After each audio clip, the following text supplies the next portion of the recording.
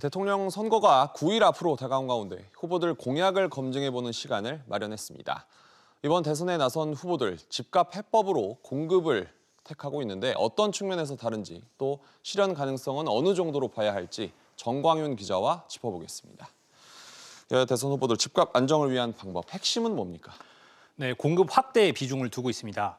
후보들 모두 최소 200만 가구에서 많게는 300만 가구 이상 공급하겠다며 공급 확대를 부동산 해법으로 제시하고 있습니다. 네.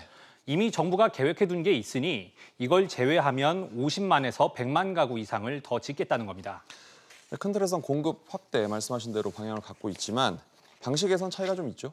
네, 그렇습니다. 공공주도 공급을 앞세우고 있는 이재명 더불어민주당 후보는 기본주택 140만 가구를 짓고 김포공항 근처에 9만 가구, 1호선 지하화를 통해 8만 가구를 공급하겠다고 밝혔습니다. 네. 윤석열 국민의힘 후보는 250만 가구 가운데 200만 가구를 재개발, 재건축 등을 풀어 공급하겠다는 방침인데요. 또 역세권 용적률을 500%로 높이겠다는 입장입니다. 안철수 후보는 100만 가구를, 심상정 후보는 200만 가구 전부를 공공주택으로 공급하겠다고 약속했습니다. 워낙 민감한 문제다 보니까 후보들도 힘을 줘서 공약을 강조하고 있는데 현실성은 있는 겁니까? 이재명 후보가 내놓은 전처리 주택 공급 방안은 선거 때마다 거론되는데요. 그간 막대한 비용 때문에 현실화가 어려웠습니다. 네. 또 용산 미군 기지를 활용한 주택 공급도 기지 이전과 토양 정화에 상당한 시간이 걸리기 때문에 믿을 수 있는 주택 공급 방안으로 보기는 어렵습니다.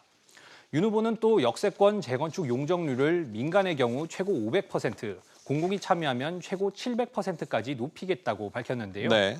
당장 이렇게 되면 닭장처럼 고층 건물이 밀집할 수밖에 없고 조망 1조권 문제나 사생활 침해, 특혜성 시비 등 논란이 불가피한 상황입니다. 과천 정부종합청사의 경우에도 대체 부지를 물색하는 등 여러 가지 난항들을 겪고 있기 때문에 실질적인 공급 대책들이 이루어지기에는 상당히 어려움이 있습니다. 이런 맥락에서 재개발, 재건축 규제를 완화하고 또 세금을 줄여주겠다는 얘기들도 계속 하고 있는데 우려의 목소리도 있지 않습니까? 네, 그렇습니다. 이재명, 윤석열 후보는 충수 규제와 안전진단 등 재개발, 재건축 규제 완화를 약속하고 있습니다. 규제를 풀어 주택 공급을 확대하겠다는 건데요. 네. 의도와 달리 자칫 집값만 자극할 수 있다는 우려도 나오고 있습니다. 들어보시죠. 재개발, 재건축 같은 재생 쪽에서 나오는 것일 텐데 거기에서는 사실 이제 순증가분 자체가 많이 늘어나지는 않는 구조여서 약간의 어떤 투기적인 그런 수요가 있을 수 있어서 그런 부분들은 상당히 좀 우려되는.